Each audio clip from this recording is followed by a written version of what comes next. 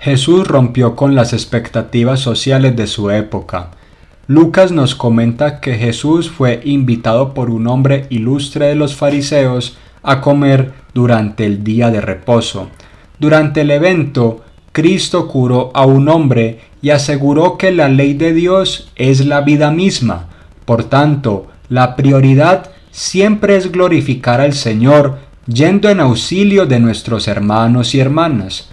Después de esto, Jesús dijo a los comensales de la comida que el reino de Dios no tiene parámetros de distinción entre las personas. Finalmente comentó a quien lo había invitado: cuando hagas comida o cena, no llames a tus amigos, ni a tus hermanos, ni a tus parientes, ni a vecinos ricos, no sea que ellos a su vez te vuelvan a convidar y seas recompensado.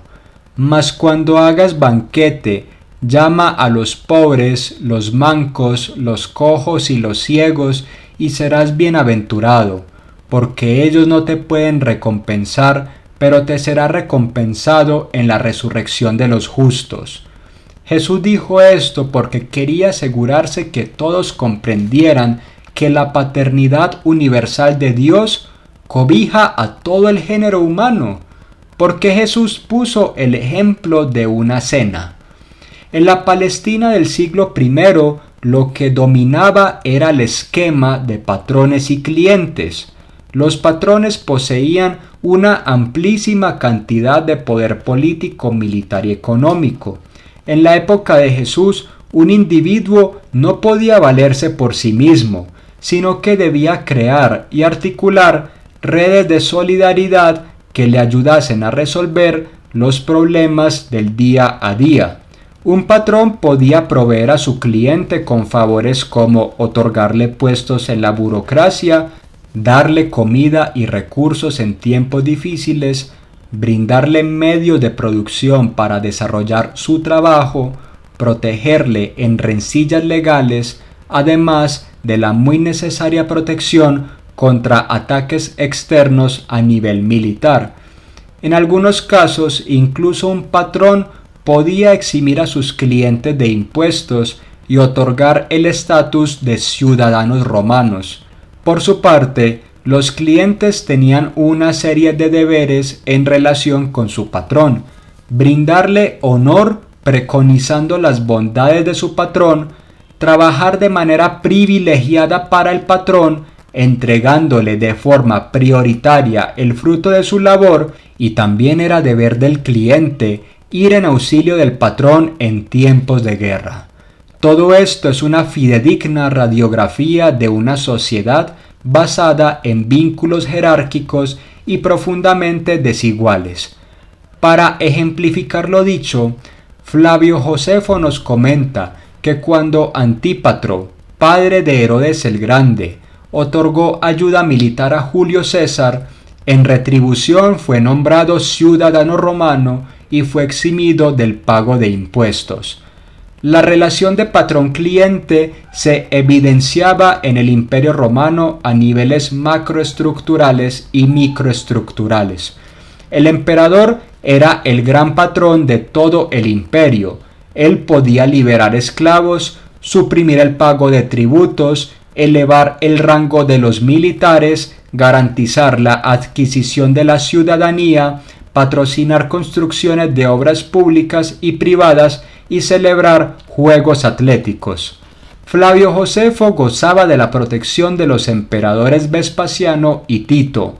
A este judío, a este erudito, se le otorgaron tierras en Judea, una casa en Roma, se le casó con una romana que tuviese la nacionalidad y se le protegió contra diversos tipos de acusaciones.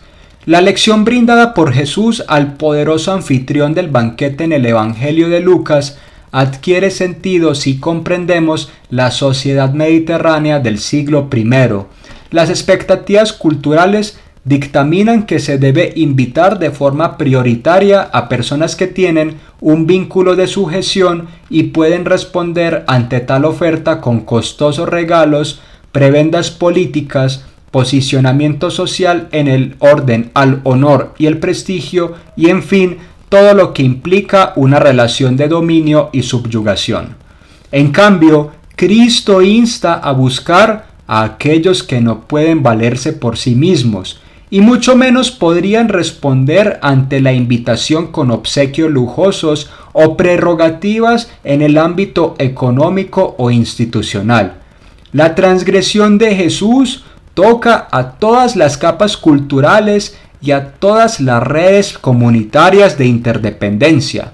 El reino de los cielos va más allá de los lazos de sangre, el capital social y simbólico y, en fin, todo el fundamento material de la existencia del Imperio Romano. En el reino, la paternidad universal de Dios exhibe al Señor como un Padre amoroso que extiende su mesa para todo el género humano.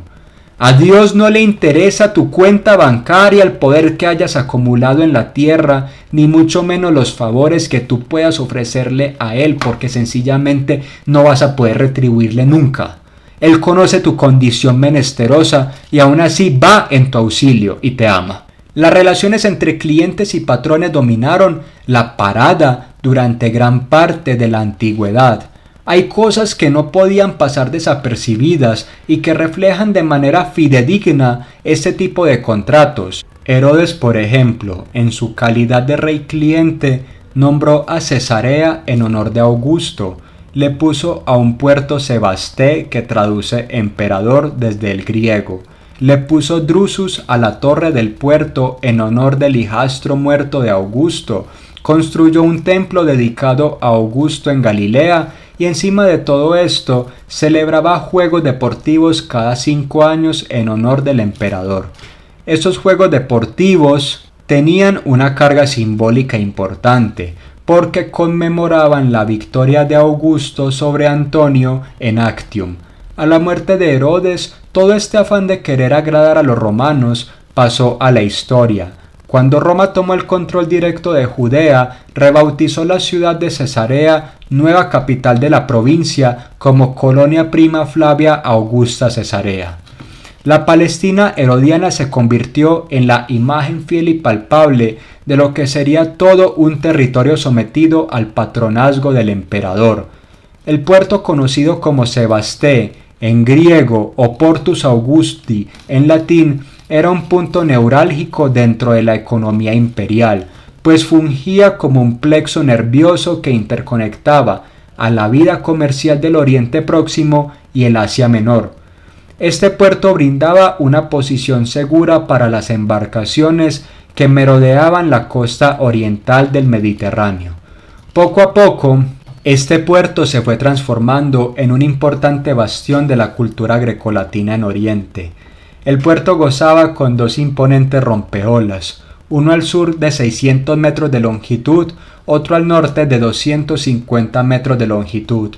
Ambos se arqueaban en un área que rebasaba los 3.5 acres. Las instalaciones del puerto incluían un sistema de drenaje complejo.